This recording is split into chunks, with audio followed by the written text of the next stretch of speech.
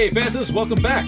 You are listening to Kenan and Kel with Adam and Aaron in our 5th season. We have extended past the length of Kenan and Kel, the 90s Nickelodeon sitcom. If dogs could talk, they'd call me Adam. And if dogs had legs that could jump over people that were named Aaron, then they would jump over me. That's pretty good. That was rough. We're in uncharted territory here. Anything goes in season 5 of Kenan and Kel with Adam and Aaron. Adam, it is such a pleasure to be back, and I really hope that the Fantas are tuning back in. Yeah, I hope that they're not like, oh, you're not Kenan and Kel. We don't want to hear none of this. But we're not Kenan and Kel, Adam, but we may just manifest more Kenan and Kel with this episode that we have in store today. Yes, in this episode we are pitching our reboot ideas for Kenan and Kel. Reboot, boop, boop, boop, boop. I don't know about you, Aaron, but I'm not talking season 5. I'm not talking like Kenan and Kel go to college or anything like that. No, I'm talking time has passed. Yeah, Futurama time. Futurama. More like kidding. 22 years than 1,000. Yeah, 22 years. Right. So 22 years have passed, and not only are we rebooting Kenan and Kel, but in whichever medium, whichever form we think is fitting for whatever ideas that we came up with, right? So if it's a sitcom or if it's a dramatic show or, right? I think like we kind of just, we had the concept and we're like, let's just think about what would be a good reboot idea and then run with it. That's very common nowadays, especially for 90s properties. You said drama. That's what they did with Fresh Prince. Right. The show Bel Air is a real like drama show. Absolutely, yeah. I made a short list here of like they've got Raven's Home, the sequel to That's So Raven. Oh, do they? Yeah. I don't know about that one. Girl Meets World to follow Boy Meets World. I did know that one. iCarly returned. Yes. Like for like a 10-year follow-up. It's like the same apartment building, I think. No, I don't know. The funny part is that every show like has different mileage to it. Yeah, exactly. Yeah, sometimes they have like, oh, this is the story about their kids. And sometimes it's like, oh, it's just them 10 years later. Let's see what's going on. Yeah, it's like the same kind of banter, the same back and forth, same energy. And I'm sure there's some more. But what happens with these reboots is it's not always the kids that are watching, right? The same exact age bracket. It's the same people who watched it 10 years ago or 20 years ago. And so I think what is important to consider, and maybe this can move into like kind of, talking about our eventual proposals, but what needs to be considered is who's watching and how can the show reflect the things that these people go through. So like from millennials to, like the tail end of Gen Z and even maybe Gen X, like early Gen Xers, like how can a reboot for Kenan and Kel be something that they watch as well as something they might want to show their kids. Yeah, and that kind of mass appeal is what you might be going for, or maybe you're going for that really specific one. Right. The new iCarly's not for kids. Right, exactly. Yeah, it's for the audience that grew up and now are watching streaming and can pay for streaming. And because they like swear and have more adult storylines and all kinds of stuff like that. So, I would say that Raven's Home is very much like half the cast is always going to be like middle school to high school aged kids. Right. Yeah, and so you got to tune. They shoot for that demographic. But enough about that. Before we get into our own pitches, I've got a new segment for you, Aaron. Let's hear it, Adam. It's called Kenan and Kel News.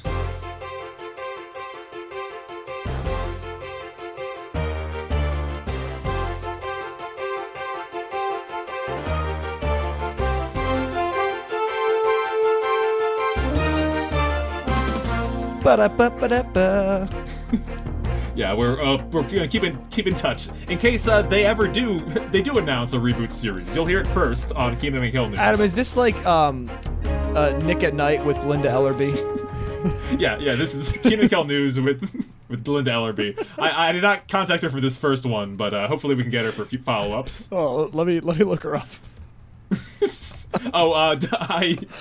I hope she's still with us. Should I not do this? No, she's still around. She's only 77. All right. Your first news article is Linda Ellerby is still alive. She's no longer active, but she's still alive. So our first piece of news here is that Good Burger is returning to physical media.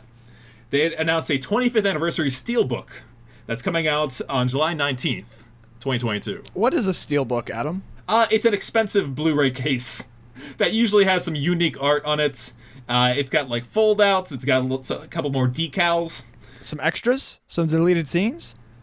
I would love to think that, but oftentimes the content of the discs, besides maybe like the most high-quality version of the film that you've ever seen, like we go back to the film rips and kind of pull off a better version of them.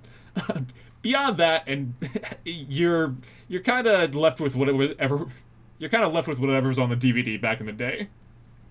Yeah, I mean, it's really hard to sell a DVD when Good Burger was just on Netflix for like 2 years. And is currently on YouTube for free. No. And I'm not talking like a YouTube rip. I'm talking about like YouTube, like in their movies, their free movie section is Good Burger right now. Oh man, yeah, mm-hmm. So maybe they'll have like the different clips of Good Burger over the years on SNL. Ooh, that'd be fun if they actually include all that. But that's probably a lot of copyright that they can't acquire. No, so we're getting a very stripped down but boosted visually Good Burger Blu-ray coming. Maybe out we'll soon. have to do a review of that one, Adam. A visually boosted. What's changed?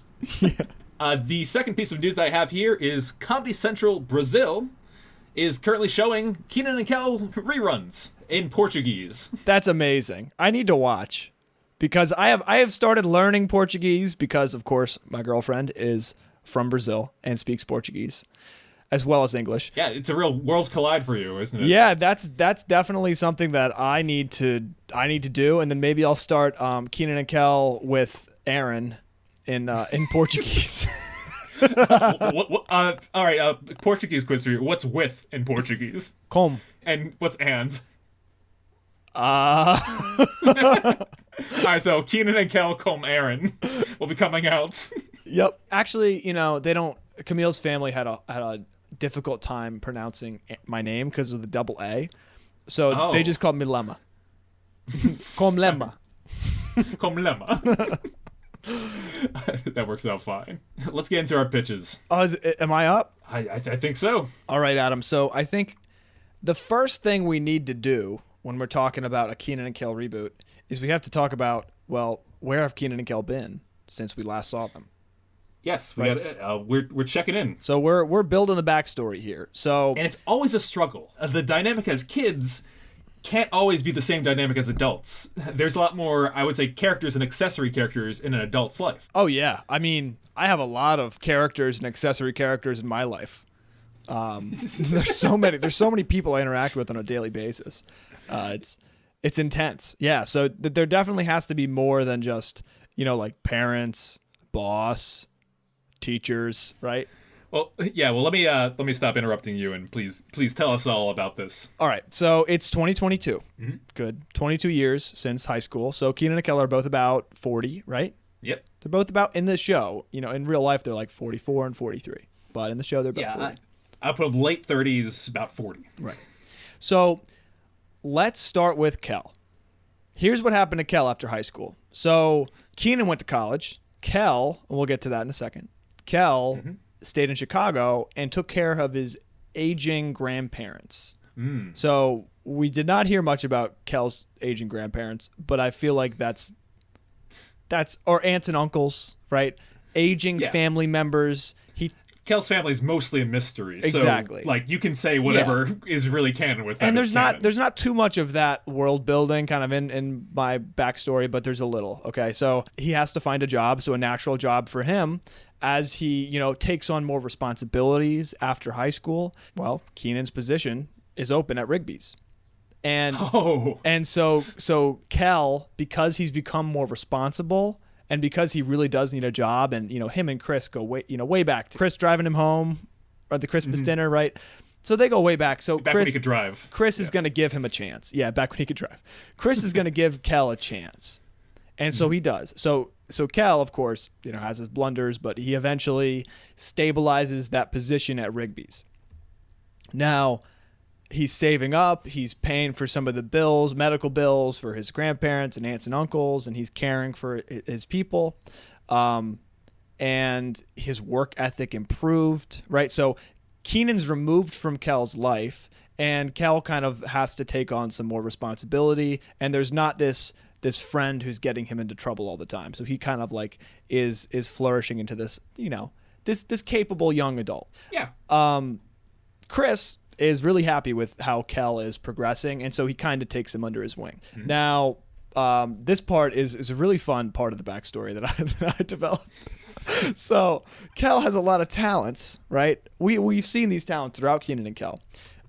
Yes. And because of Kenan's reign, which is what I called it, Kel's not allowed to allow those talents to flourish, right? He's kind of trapped. And so what happens is, because Kel is a regular at Rigby's and he's really good at his job, so he has a little more free time. So he starts to unleash his talents at Rigby's. So they do things like open mic nights. They have circus nights where Kel does his tricks.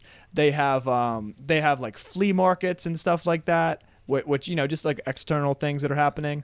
And they have bagging competitions, and they have all kinds of other stuff. But Kel is kind of in Chicago. He's kind of reviving this like grocer industry, right? Rigby's is now on the next level because they have this lovable neighborhood character in the form of Kel, who's now responsible, still goofy and very like kind of quirky, but has all these weird talents. He's not just like this boring guy now. He's still just Kel being himself. So he's kind of working alongside Chris. Now, Chris's mother passes away. Oh no, that's terrible. It is terrible, and we'll have flashbacks to the funeral. Does she lay a curse on the on anyone? So at least she faked her death, all right? But what happens with Chris's mother is that Chris comes into a lot of money. Oh. Yeah. She had a great life insurance policy. That's it. Got it. And something bad happened. And so then Chris falls into a lot of money.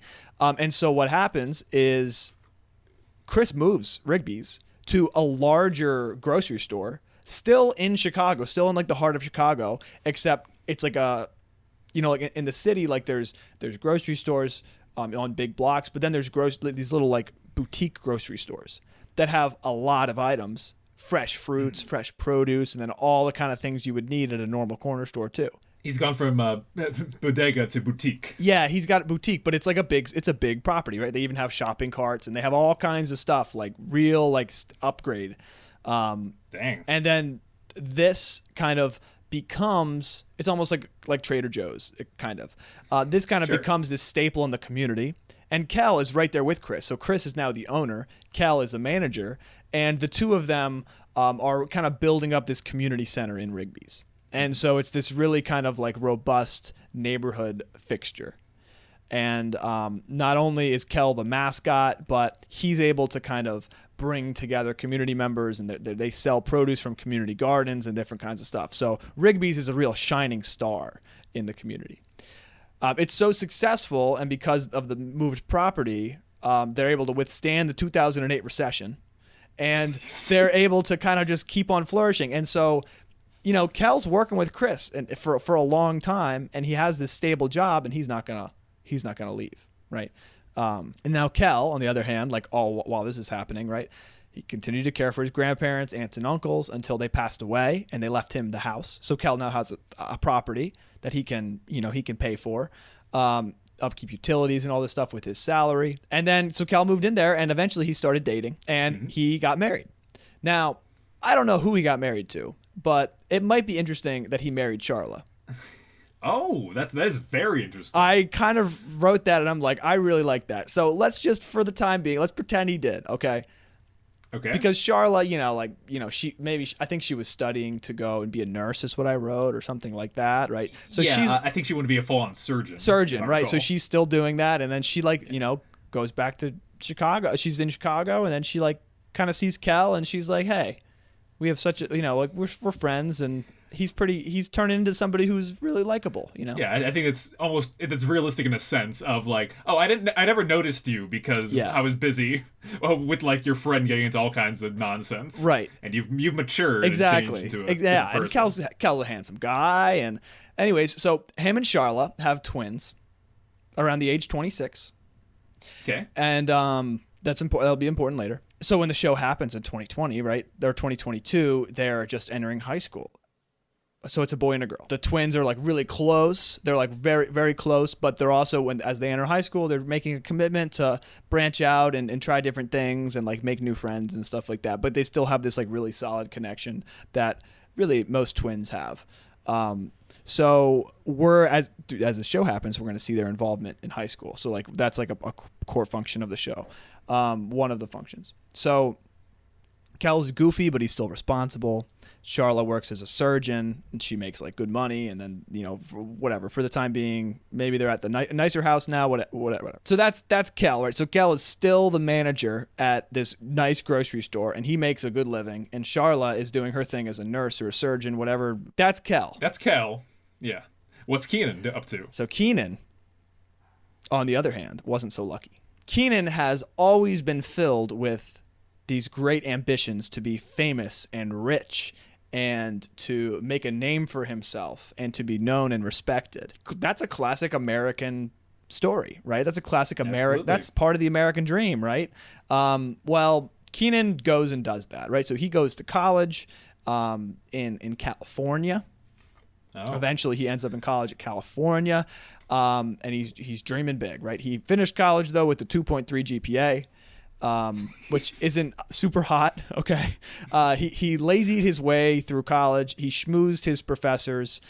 He continued cutting corners because he was always busy trying the next thing and searching for fame and fortune on campus with his friends and all that kind of stuff. He fell into a group of friends trying to fill this void that Kel left. And, you know, back in the early 2000s, there was no real way to communicate. They did at the start, and then they kind of drifted. Kenan didn't like going home to his parents that much because they were always pressuring him to do better at school and, you know, and study harder and stop goofing off so much. But he had big dreams, and he was gonna make them happen. So he eventually graduated, though it took him longer than 4 years, and he was in debt. So he had to get a job, but he still had these big ambitions and big dreams, and he always thought that it was going to come. He always thought the break was going to come. So he's chasing his fame. He goes to Los Angeles. He tries to become an actor, and then he tries comedy, and then he tries magic, and he tries a few other odd jobs. He tries to start a bunch of different businesses, but he's never successful. He can never find a business partner because, believe it or not, he's very hard to work with, and he only works if he has a sidekick. As we saw with Kel, and even then it doesn't really work. And so he's chasing fame. He runs into some hard times in his mid-20s, but you know, in mid to late 20s, and eventually, you know, recession hits and he's in debt, and things aren't going that well for him. But he does eventually secure a job as what's it called? What's the guy at the casino called? A dealer. A dealer. Yeah. So he's a dealer at the casino, and then he's a bartender. And so he has a couple successful jobs in Vegas. So he moves to Vegas, and he's like, I got a couple successful jobs in Vegas. But, you know, Vegas is the city of lost and broken dreams. Yeah, I was going to say, it's a place that looks like you work in showbiz. Yeah. But really, if you look at it any longer, you're like, oh, yeah, not really. Does that not seem like a place Kenan might end up? I follow that trajectory very well. Okay. I think it makes a lot of sense. Okay, I'm glad I'm not alone there. So, and I don't love this story for Kenan, but this is reality, right? This is the differentiation point between the Kenan and Kel that we knew and the real Kenan and Kel going into the future, right, into this reboot. We're talking about different timelines here, different events in their lives and decisions that they made. I think a way that yours really differs from mine is that Kenan returns to he goes to college. That works out for him, right? But it sends him down a bad path, right? Which you might not even predict, like laying things out on paper, right? It's like, oh yeah, he's got a degree, but he can't really find a job, and he does get a couple office jobs, but it doesn't work because he's Kenan, right? Yeah, very good job with the timeline too, because I didn't put that together. It's like, oh no, by this math, they're like, you know, mid-20s as soon as the 2008 happens, right? So Right. yeah, very cool. Yeah, I mean, things that I think about as a 24-year-old, like, oh, well, this housing market looks really, really bad right now. What happens if, like, If it it stays bad. yeah, or whatever. It's like, what happens if there's another bubble, right? So, anyways, back to Kenan, right? He doesn't want to go back to Chicago and like reunite with Kel because he doesn't want Kel to pity him because Kel's doing well and he's with Charla and his parents still. He feels kind of ashamed that he wasted all of this upbringing, and though his parents are loving, he doesn't feel like he deserves them. Kenan, tries to have a number of girlfriends, and he has some short spurts here and there, but he ends up kind of just sleeping around with different people and doing the thing that happens. He eventually, in his mid to late 30s, he kind of hits a rough patch with depression and he substance use. So yeah, it goes pretty bad because it's realistic. And so what happens is, Kenan's parents, they bailed him out a bunch because he got into some hard times. But eventually they got him into a rehab center and it worked. So Kenan got out of the rehab center. He had to move out of Vegas. And so he moved around like a little bit but then eventually he comes back to Chicago. The only problem is he's flat broke. He's sober, but he's flat broke. And he is ready to change his life around. So Kenan returns to Chicago. What do you think so far? This is a great pitch, a great setup to like. This is if we're talking about The Prestige, the Christopher Nolan movie, like you get the setup. Now I'm ready for the turn. Bring it on. Right, here's the turn. Okay, Kenan comes back to Chicago with hopes of turning his life around, settling down, finding a stable job, and starting a family. Right, he's ready to slow down and kind of almost in a way give up this chase for fame that's gotten him nowhere good at fame and fortune. And so he kind of has to accept the simple reality of his life, which is, another big kind of theme that's running throughout this show. He does know Kel. He has gone back to visit Kel. He's come back to meet Kel's kids. And so he's Uncle Kenan. And the kids love him, but they don't see the bad side. Roger and Cheryl welcome him back into their home, which is a little bit humiliating for Kenan, but he's just getting back on his feet.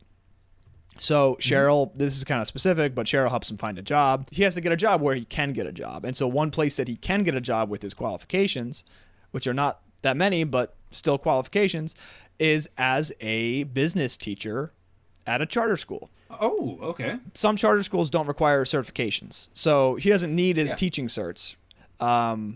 And I don't know how it works in Chicago really, but I'm just saying, here's the pitch. It's also, don't take this the wrong way, but a job that's not that not a lot of people want. Inner city, urban, business, high school teacher, right, at a charter school. Yeah. It's a very tough environment to work in. Okay, so talking about like Bel Air, like the Reboot. Yes. That's what Kenan has found a job doing, because there's a lot of teaching jobs. There's a teacher shortage. There's a lot of teaching jobs, and they really just need people. And so they're like, you're a Chicago native. You know what it's like to be a youth in this city. Come and teach at this school. Okay. Happens to be the same school that Kel's kids are going to. Oh, okay. All right. Kel's still the manager at Rigby's, and Kenan's now life skills teacher at a charter school. And it's urban youth, mostly minority. And then what happens, right? Instead of being the kid that is scheming against authority, Kenan now has to step into the role of authority. That's awesome. Right? Yeah, and now he has to see, he sees himself in these kids. And he also sees I'm getting goosebumps. He also sees his failed future in these kids. And so that's what inspires him to kind of turn them around. But he's still Kenan, so he still wants to scheme. And so how does he scheme, right? He helps these kids scheme for things that they want to make the school better, right? He helps the kids scheme maybe sometimes against the administration. He helps the administration scheme against the school system. He kind of like comes in with all of these ideas, and he tries to make them happen at the school. So like Abbott Elementary is a brand new show that's about like this teacher who kind of is like, hey, this school system sucks. Like, let's make this school better. Like, how hard is it to get rugs? And so she tries to scheme and she's very innocent. Yes. And it's a great show, but it's also like Kenan isn't as innocent. He is seeing this through, these tired eyes of somebody who's lived this life. He has the potential to stand up to the system, which we now see is problematic, right? Because in Kenan and Kel, it's a kid's show. It's like all happy-go-lucky, right? But I mean, the show's about two young black men in Chicago, and they don't have an ounce of systemic racism or an ounce of oppression to talk about in the show. It's true, yeah. It's not the reality. It's just not, especially in, a place like Chicago. Big city,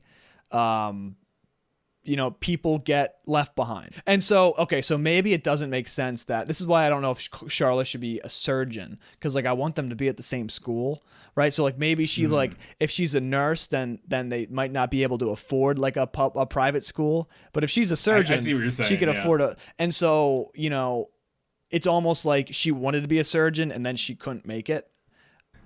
Or because she didn't have the money, or she had to pay for bills, because those are real things that happen. Absolutely. Yeah. And so now, like, as a business teacher, like Kenan can fight for this. He can help these kids learn these skills, and he helps these kids have these side hustles, and maybe he like helps them like pay for stuff and like stuff for the classroom. And what I wrote is, can Kenan scheme to keep this? So, and the school is facing a lot of stress, right? Can Kenan scheme to keep the school open and help these kids get their dream jobs, climb out of poverty, right? And so now I wrote this show not only has the power, like reflecting on what this show could be, right? It doesn't only have the power to tell like Kenan and Kel rekindling their friendship, but really like the person that Kenan became and the person that Kel became are true, like, this is the way that it can go to be an American citizen, especially a Black American citizen, right? So like this is one example, and this is another example of Kenan and Kel. And so now they're coming back together, they're reuniting. And there's a lot of opportunity to have conversations about race, justice, equality, police brutality, systemic racism, what it means to work hard, how to bounce back after falling on hard times, how, working a simple job isn't that bad, right? And how the joy of life comes from the community and the people around you, right? And so I feel like this show could really, it could be Kenan trying to redeem himself, and in so recognizing that these kids have done nothing wrong. They're falling on hard times. They've done nothing wrong. They don't have anything to redeem for. And so that's kind of what Kenan is like fighting for. He's like, I want to give these kids a shot. And so it's this real opportunity to like bridge all these different aspects of modern American society, especially in the Black community, together in a TV show that like has these dramatic elements, but also has these really like kind of goofy, like childish kind of like explorations in it too. I never watched This Is Us, but it feels like you're channeling some of the the energy. Yeah, except I watched it. Not really, like kind of, but that show's dramatic just to be dramatic, right? And it's you want to have something a little more uplifting. Yeah, it's and like that show, like the core of the family, it's just like a suburban middle class family that like loses their father, right? So there's this tragic element to it, and the only people that died in my reboot are older people. And so everybody's still around, right? And so like the trauma comes from their lived experience that hasn't been captured, especially in terms of like the stresses that they face at school, and how like some kids want to get out of this system, but they really don't even have the opportunity. And so now Kenan comes in and sees that there's a real chance to make a difference. And so like, Kenan is still Kenan, right? And so these kids eventually mimic him. And all that stuff comes back at him. So it's in a way, it's like this karmic retribution. But it's also, the show can represent an underrepresented group of American adolescents and millennials, right? Because Kenan is, at the same time, he's trying to date You know, it's like he's 40 years old coming back into the world, and he just doesn't have a family, and his friend has kids who are 14. And it's like, and it's all of these weird dynamics, weird in the sense of just different. But then, you know, and another thing that I thought of just recently was like another great chance to have an opportunity, right? How about Roger? Like carving out a little bar in the basement of their house. And then Kenan and Roger go down and sit there and talk about life. You know, and it's like Kenan, you could see Kenan growing up instead of always just being against his dad. And now him and his dad have this really good like respect element. And especially like, you know, in the black community, like these elders are really important because it's people who made it.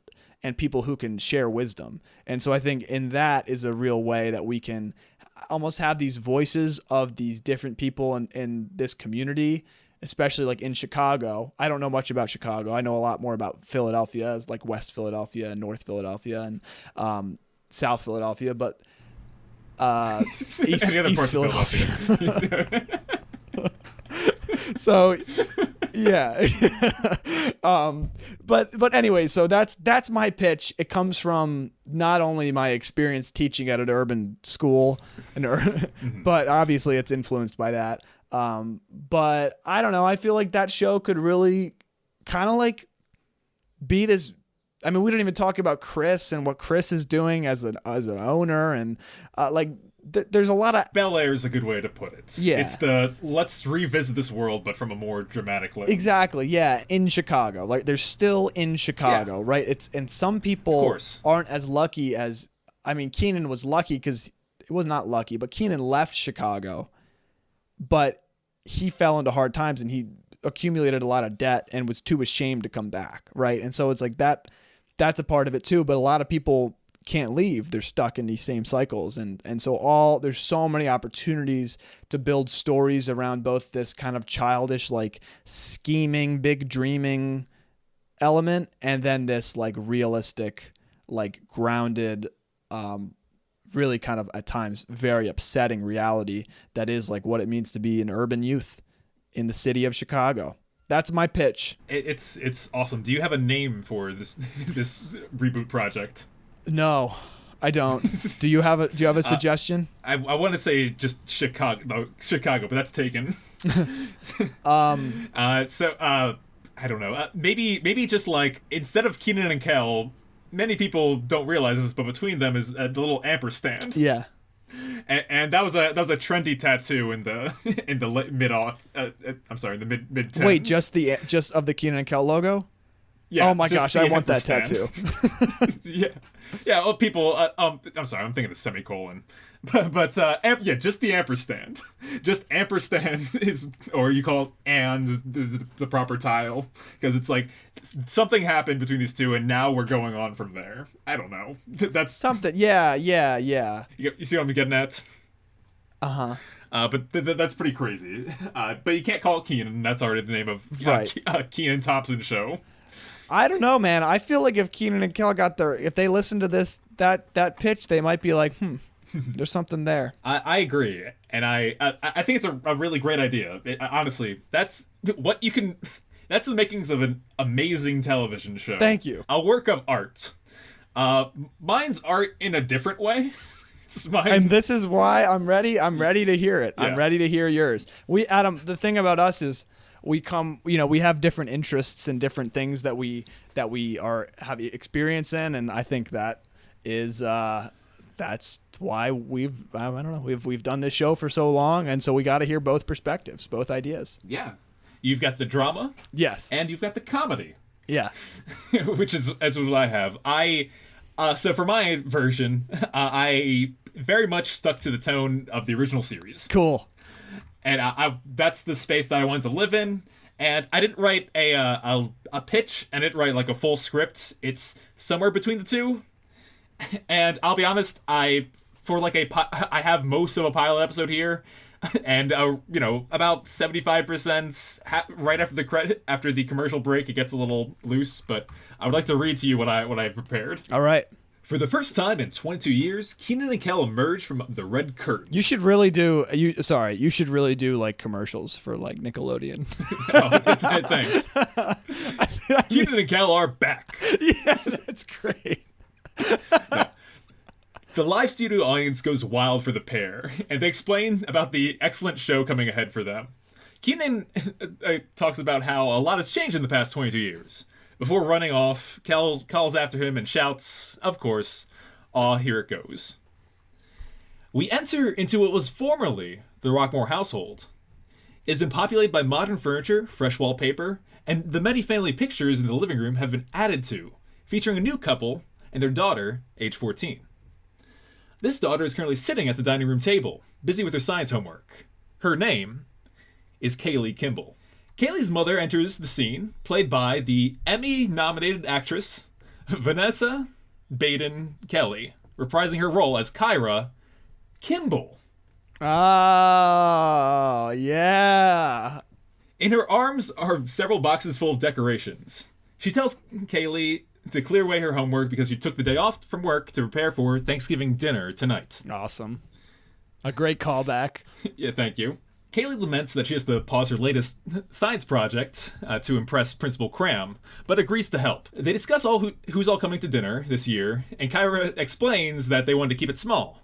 Just the three of them, Kaylee's grandparents, as well as Uncle Kenan and her cousin Kai. Kyra tells Kaylee to check in with her father, who should be setting up the side dishes in the kitchen. We see inside the kitchen, wearing a tall chef's hat, an older Kel, delicately putting the finishing touches on an impressive stuffing casserole. He declares the dish perfect and picks it up with both hands to carefully move it to the kitchen table. Kaylee enters and says hi to him, causing him to drop the hot dish onto the floor where it spills across his feet. Kel spazzes out, knocking out several dishes and items on the countertops as he does. Finally, he pauses, catches his breath in the middle of the kitchen before turning to Kaylee and gives her a big loud hug. Kaylee's annoyed because her eccentric father has destroyed all their side dishes. At least there's no turkey yet. Grandpa Roger insisted on preparing the bird himself.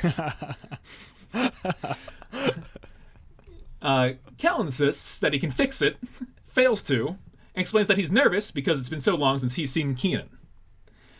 He decides it's probably best that they head down to Kaylee's job to replace the side dishes before her mom finds out. Kel throws open the doors to Rigby's grocery store, where he makes a beeline for the orange soda fridge. A retirement-aged Chris Potter pops out from behind the power counter and gives him a firm talking to. He's been waiting years for this moment to explain to Kel how detrimental his free orange soda drinking has been to his business. How Rigby's is going to shut down soon if they don't get any new great business ideas. Kel's confused answers to Chris weaken his resolve, and he lets him drink orange soda anyway. Meanwhile, Kaylee, who insisted on bringing her project with her, is working away on her experiments on the counter, as Kel does his bit. It looks like some kind of like rocket. Made for, I would call it, a high school freshman's project. He offers her some orange soda, and she claims that the drink is so childish, before revealing her undying love for the substance is as strong as her father's. Chris laments that there's two of them now. Kel starts to run around the store and collect ingredients for their side dishes, while Chris asks Kaylee to do a chore for him. As mentioned before, Kaylee works at Rigby's. She agrees to, and Chris recalls back in the day how lazy of an employee her Uncle Kenan was, and how that kind of attitude will never amount to anything. He's wearing a fancy business blazer, symbolizing his later-in-life success. He's speaking to his daughter, Kai, about how she needs to run in and pay for the gravy and run out before anyone notices. Of course, all eyes are on this duo. Kel raises his arms and shouts, "Kenan!" and runs over and gives him a full-body hug. Meanwhile, Kai shouts, "Kaylee!" and does the same with her cousin. Kenan grows as Kel spills orange soda all over his fancy jacket. Kel gets equally upset over the spilled orange soda, not the jacket. He asks Kenan about how it's going, and Kenan gloats about his success. While Kel is happy for him, there is an undercurrent of jealousy. Kenan is happy he's no longer in Chicago, and no longer at the beck and call of his parents. Roger shouts for Kenan to open the door, and he quickly obliges. Enter Roger and Cheryl. Cheryl insists that they pick up Kenan and Kai at the airport and go to the family dinner together. Roger is carrying around a large oven dish with a Thanksgiving turkey carefully cradled inside of it. He places it on the power counter and insists on keeping an eye on it so that it doesn't get destroyed like it does every Thanksgiving that Kenan and Kel are together. Chris gets the gravy for them, and Kenan has an important business phone call to take in the back room. Meanwhile, Kaylee's been explaining her experiment to Kai, who's hardly interested until she realizes the potential it has to make them a lot of money. Kaylee is mad that Kai is always scheming for them to get rich and famous, and Kai is mad that Kaylee's projects always make her plans worse. She insists that this project will not fail, and begins a demonstration. In the back room, Kenan is having a stressful conversation over the phone. He's in big trouble over a childish prank he pulled in the office. His apologies don't cut it, and he's fired from his job. Oh my god. Yes. This is for... the business aspect of this is is not what you're working with. But It's very dramatic. I don't have a lot of modern sensibilities in this one. You don't need them. But there may be something here about, I don't know, getting canceled or something that you might have commentary on. I don't think so. Kenan grows increasingly desperate, pleading that his boss reconsider. He says that his wife left him due to how much he's put into this job, so therefore he can't lose this job too. He hangs up the phone in anger and kicks a box in frustration. It crashes into the wall, right on Chris's much larger pewter cow collection. He takes some deep breaths, eyes wet, biting his lip with furious pain. Kel comes back and casually tells Kenan about a funny bush that he saw on his way here. Kenan's eyes grow wide. He turns around and points at him angrily. "You!" he shouts. "This is all your fault." Kenan explains his theory that Kel is bad luck. That all of his schemes never worked out because Kel was always there. As soon as he moved out to Atlanta and started forging his own path, he was successful. And the second he comes back to Chicago, bad things happen again. Now, I was considering having this take up the full episode, that they leave and they have a reconciliation later, but then first of all, I didn't want to repeat that our infamous Tales from the Clip. The worst episode, yeah. Yeah, no good. So this older and more emotionally mature Kel stops Kenan right there. He says that he was just trying to cheer him up. He overheard the whole conversation and understands that Kenan lost his job because he's still playing not funny pranks instead of being mature and responsible adults. It doesn't sound like things were so great in Atlanta for his home life either. So he shouldn't blame Kel. This is all his fault. Kenan's. Kenan turns over the situation in his head and admits that Kel's right. He apologizes and tells Kel that he misses him. He's happy that their families got together again, especially Kaylee and Kai. What do you think so far? I like it. I think this is a great reboot, especially with the Thanks. sets and all this stuff. Yeah, it's. I for some reason my rule was that I didn't want to add new sets. That's quite the rule. Yeah, no, that's. Especially because everything has to be remade anyway. These aren't sitting somewhere. Right. Yeah, no, I went for whole new buildings. Chris shares with Roger how much he loves Thanksgiving turkey. He's been pre-chewing on his all week so that his mother can enjoy it since she lost her meat teeth. How old is she? Roger asks Chris how old his mother is. They get interrupted by a call on Cheryl's phone. Roger asks who it is, and Cheryl shows him the ID. And they argue about how Aunt Bertha forgot she's allergic to stuff every year. They leave Rigby's to take the call. Kaylee's project is complete. Her experiment's off. And Kai tampers with it and says oh man, wouldn't it be better if we did this? As Kenan and Kel enter from the back room, laughing with each other, they witness the project fall over and launch into the turkey, destroying it. All four of them and Chris stare at its mouth agape. Commercial break. Oh my gosh, that's a great power-packed reboot of basically the same show. And I wanted to. It's the same exact I could even see the faces that Kenan's making when he sees the pewter cow collection. He's like, oh, got a little bigger. He's like, oh, a couple more. Yeah. We didn't watch 62 episodes of Kenan and Kel for me not to channel it very well. I'm glad we have the two different ones, right? Mm-hmm. I think we that's a great balance because first off I love yours so far, and and yeah, it would have been cool to have just a normal a normal Bel Air reboot too, the traditional like iCarly, except you know what I mean, yeah. This is made for Nickelodeon. That was my thought process. Yes, I wanted to. This can be aired on Nickelodeon, and today. There's there's high schoolers for the modern audience, and there is Kenan and Kel for all the old millennials turning back in. What in the world caused that beast-splosion? Chris exclaims. Kenan, Kel, Kaylee, and Kai all raise one arm. Besplosion. Oh my god. Kenan poorly explains to Chris that they were testing out Kaylee's invention, a turkey firework. You know, when you use leftovers from Thanksgiving and the 4th of July together. Chris accepts this and is inspired by something that has him rushing into the back room. The four assess. He's so old. He is. The four. You know, it'd be funny if he, because he's this old now, he has to do everything that he did for his mother, like to himself.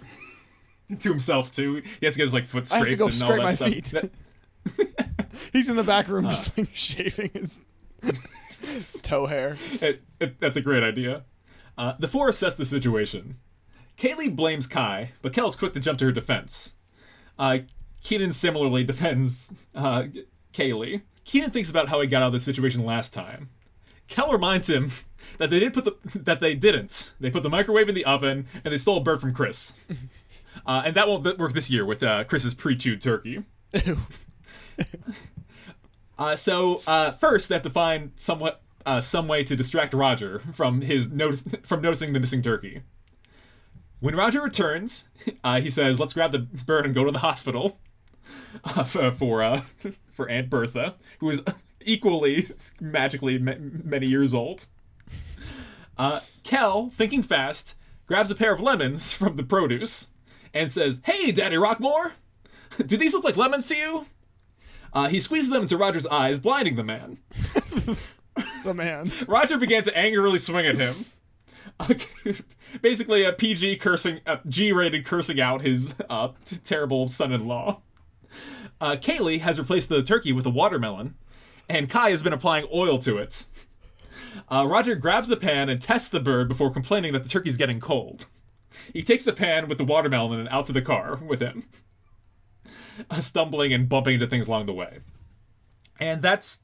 I have an end scene, but that's, like, more hijinks ensue with them getting a new turkey. And I was struggling myself in, like, the couple days that I wrote this to come up with a way to one-up one of the best episodes of Kenan and Kel. So I don't have a clear answer, I just know where, like, it ends. With them almost, like, coming out scot-free. As they do in all great Kenan and Kel events. It's the four of them, Kenan and Kel and their daughters, like, you know, with various different dynamics between them. And that's really what I want to establish with this series, is that Kenan and Kel have their classic formula going on, but the format of the show is very sister-sister. We see the parents just about as much as we do the kids. And, like, so episodes will have an A plot and a B plot versus just the only A that Kenan and Kel used to have. It's like, yeah, so Kenan and Kel have their dynamic, Kaylee and Kai have their own. Kenan and Kai are, like, between the two of them, they're a bit of, like, pranksters. Between Kenan and Kaylee, they're schemers. Kai and Kel are a little more daft. And Kaylee and Kel have their own, like, separate one. So, basically, all the events of the episode ensue. And they finally are all sitting down at the Thanksgiving table together, a turkey in front of them. And someone's at the door. Kenan answers it. It's Chris. Kenan's idea was a success. He had some old fireworks in the back of Rigby's, and he's been selling leftover turkeys as turkey fireworks. And they've been having, like, a late night sale that's been very successful at Rigby's. That's awesome. Yes. Chris commits that it's time for him to retire. He has chosen a successor for the mighty task of running Rigby's grocery store. He says that Kenan should be the next manager. Oh, yeah, because Kenan just lost his job. Well, Kenan says that that's awfully nice of him, but he's already has a job. To which Kel announces to everyone that it's like, no, you don't. You got fired. Kel tells him that he could live here with him in Chicago, and we can clear out your old room and everything. Kenan is very distraught by this, kind of basically, you know, living back almost in his old, like, high school footsteps, and he wonders if he can, like, you know, reclaim, prove that he's a better person now, if he's more mature and with his management type role. Unfortunately, early in the episode, Kaylee had left her backup rocket underneath the kitchen table. And it launches, destroys the turkey, and Kenan reminds us of his catchphrase, Why? As Thanksgiving has been ruined, and his life may be in shambles as well. So that's my pitch for a pilot episode of a reboot. Well done. Wow. Thank you. I like how differently we took this assignment. Yes, very much. That's what I hope. That's what I hope from my students when I assign them something like that is free form. You know, it's like this can be whatever you want it to be, and then it's always like all the same thing. I'm like, yeah, no, it's open-ended, differentiate so. your ideas, like put some personality behind it, put what you care about into it. So yeah, so it took me a lot of like work to kind of take the parts of those reboots that I liked and take the parts that I didn't. Right. And I knew that I wanted them to like there to be an equal story with their kids, and the kid dynamic was very important to me. Now I didn't get too deep into characterization, but I really loved the idea of someone that grew up with Kel as a parent might be forced to become more responsible, and someone that grew up with Kenan as a parent might end up more like Kel, a little bit like looser and more freeform. So earlier we were talking about how like when they're adults they have to introduce characters, and this is true to Raven's home. It's like in order to have this dynamic of Raven and her kids, but not like another crazy adult, like she has to be a divorced mom. Right. And she has to be like a single mom that has to be part of the story. And I like, you know, I get that and respect that choice. But then it's also like, but we can't have too many like brand new characters that are full adults. Like we want the returning adults to have the lion's share of the screen time. That's very true. Yeah, because like in mine, you know, the returning adults have not that, you know, it's Kenan and Kel. It's still Kenan and Kel. And then it's about like, yeah, Kel's kids and stuff like that. But it's also, you know, I think the other characters are, because I think my show is more of a drama. It's more of like a 40 to 50 minute show, whereas absolutely, yeah. So that's where the characters can have more of that. These characters can kind of be more supporting roles, like Roger as like this like father figure, or like this wisdom passer. Whereas if you're sticking with the sitcom model, that makes a lot of sense to keep the same folks around. There's a lot of returning cast for this pitch, but I think that truly, if you really wanted to, it depends on who's left over, and I'm sure people can cameo, but all you need is those 4 characters. Kyra can fill the same role of, like, you know, now Kel's job isn't so important. He can kind of bum around. He can kind of jump from odd job to odd job and still be there when Kenan's doing stuff at Rigby's. Right. And they can just say that, yeah, no, he's kind of the stay-at-home dad to Kyra's working mom. Right. She's just at work as often as Kyra's just not in an episode. Plus, Vanessa Baden's is definitely forging her own path and has her own successes. I wouldn't want to handcuff her to this series if she didn't want to join up. Right. Well, these are ideas. You know, we're not casting anybody. No, of course not. So that's why she has that role. Although I did really like your Charlotte take. I think that's another. That's a really clever one. She's one of my favorite characters in the show, and I don't think she gets enough credit. And you know, her romantic role is never developed, and I think like it would be kind of cool to see her influence on Kel, because that's what happens when you're in a relationship. You both grow together, and so you know, and we don't see that in kids shows, which is why I think it'd be cool to deal with some of these issues. And I think that's speaking of like flash forwards, like Harry Potter is an example that comes to mind. I don't really like when sequel shows say like, oh yeah, and then all the doofuses that were in like love triangles early on, like they all got together in the end. Yeah, it's lazy. I think it's very unrealistic. I don't think I would cast Charla as Kenan's like, you know, ex-wife. I think that I would hope that after season 4, like she would have found someone better and yeah, did achieve like her dreams of being a surgeon or something like that, and maybe we encounter her kids, and that's a whole like episode. Right? Yeah, and it doesn't have to be Kel. I mean, in my show, it could very well just be Kel and Kyra. Still, yes, I think so.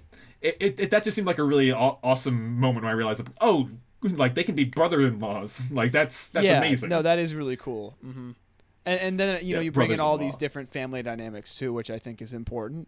Yeah, I would love it's kind of sister style, where it's like I want there to be able to an episode you can see Kai and Kel, and some like there's chemistry there. There's chemistry between Kenan and Kaylee. And like there's a mix. You're multiplying the chemistry. You're not like dividing by it. Right. That's my full take. Well, I'm a big fan of it. I think it's definitely like, you know, you took the kids Nickelodeon approach. I took like the Netflix or HBO, you know, or, you know, Hulu style approach. And I think there's other approaches out there too. Like throwing it to you, Fanas. Anyone out there listening, if you have your own idea for Kenan Kel reboots or thoughts on ours, please send them to us. Kenan Kel Podcast or KenanKelPodcast@gmail.com. Yeah, let us know what you think. And there's many different styles of show out there. I mean, you know what would be funny is if Kenan and Kel just hosted like a game show. Like that'd be like a reboot, you know? It's like sure. I think I could see an animated series where they just pick things up like in college.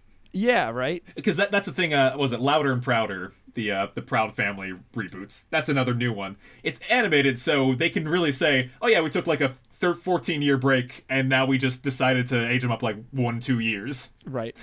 And that's it. I think what you have to ask yourself is, you know, what do you want the show to be? Do you want it to be something that people who love Kenan and Kel can turn on and sit back and just like enjoy this, like, you know, your same characters, your same show in the best nostalgic way possible? Or do you use this world that you built through 62 episodes as kind of the foundation for like a bigger story that's told, and as it matures? Because really one of the big things about Kenan and Kel that started to kind of like, you know, show up, and especially in later seasons, is like, well, this is a show written by like Nickelodeon Studios. It doesn't really represent the communities in Chicago. No. And I feel like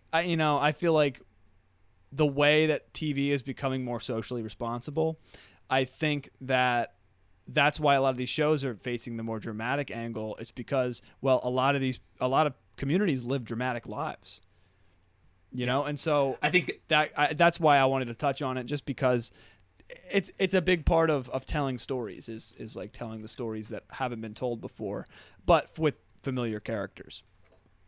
Social responsibility is a very, very valid direction. Between these two, yours is probably the one that should be real.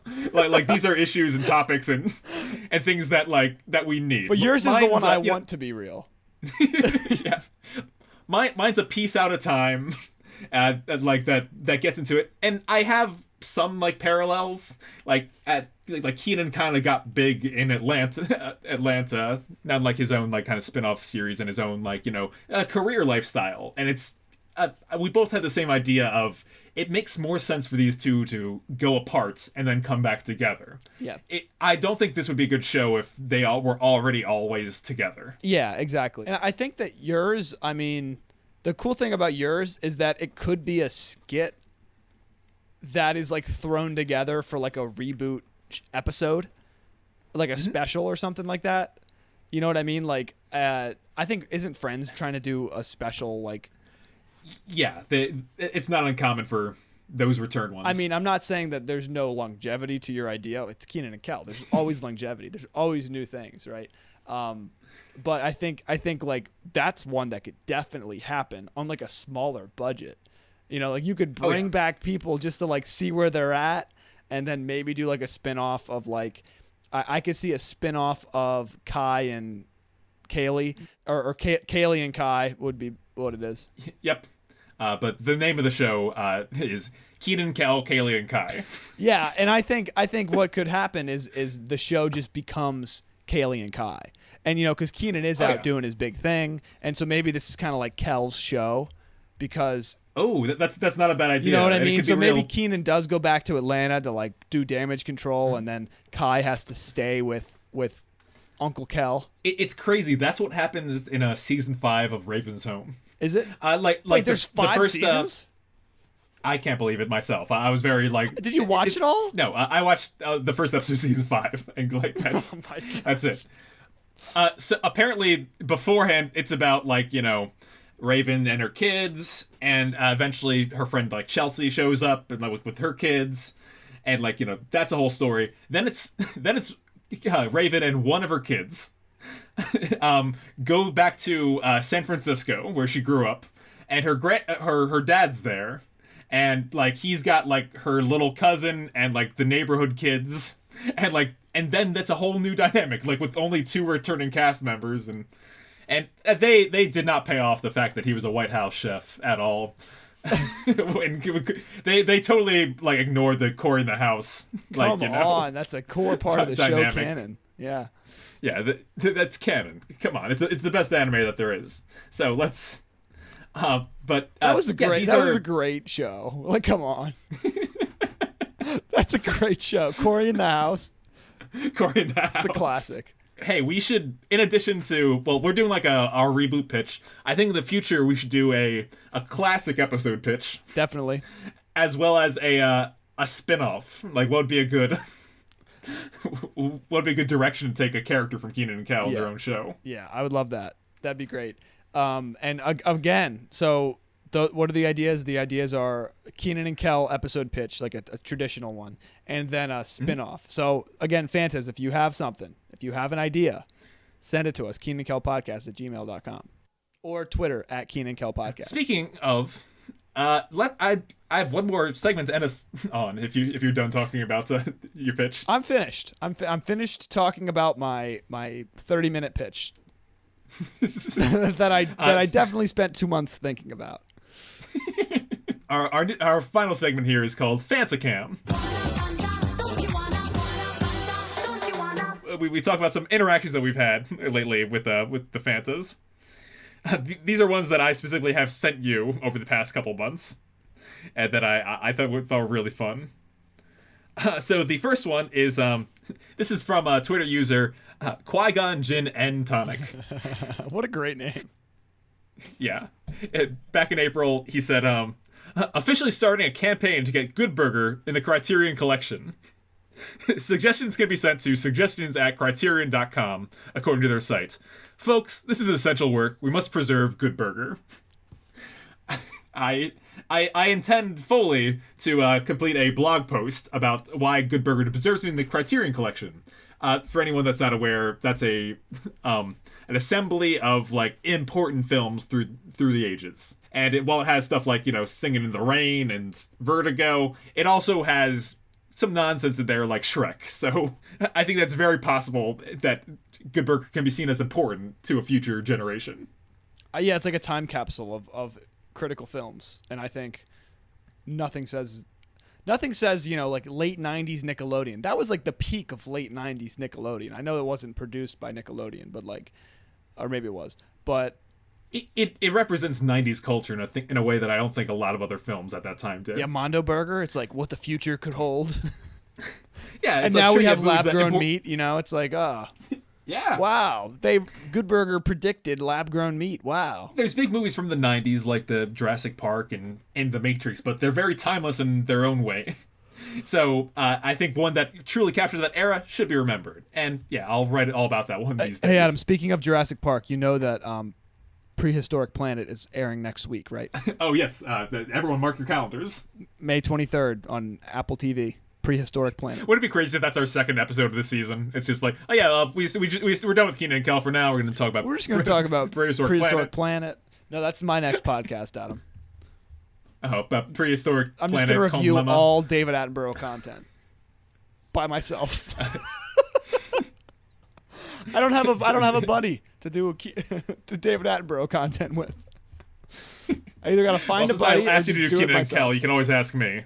All right. Our second piece of Fanta content is a new Fanta that I encountered. His handle on Twitter is myKaleBarbosa, where he was talking all about how he had the same obsession we had, where the Zoom call from Futurama is like totally what's going on now. Incredibly accurate, yeah. Yeah. That was a great piece of predicting the future. Yes. And he was pointing that out, and I plugged our episode about it, and he wanted to witness it for himself. And he said, update, I finished that episode. I've got to say, not only am I pleasantly surprised by the quality, but it may be all be the best Kenan and Kel podcast in the known universe based purely on that first impression. You heard it here, you heard it here first, folks. Yeah. I think he was also very He was also trying to recall if Roger got turned into a goat, which, yes, that does happen, in fact, in that episode. With the Trashinator. I could really use a Trashinator. I think we all could, couldn't we? I think Elon Musk should make one. I think he should make one and fire it upon himself so he becomes invisible, because I think that'll help him in life way better. Ouch. Show me where your allegiances are. Can he fire the Trashinator as his Twitter page? Yikes. How about just get rid of Twitter? Yeah. Honestly. Elon Musk, please Trashinate Twitter for... I think the world would be will be a better place. Yeah. Just liquidate those assets. All right. So thank you for joining us for a wonderful episode of Kenan Kel with Adam and Aaron. I don't think we have our next episode plotted out, but it'll be in 2 weeks from now. Until next time, Fantas. Thanks for hanging with us. And here it goes. Thank you for listening. You can send us an email at KenanKelPodcast@gmail.com or leave us a voicemail at anchor.fm/KenanKelPodcast. You can find us on Twitter, Instagram, TikTok, all at Kenan Kel Podcast.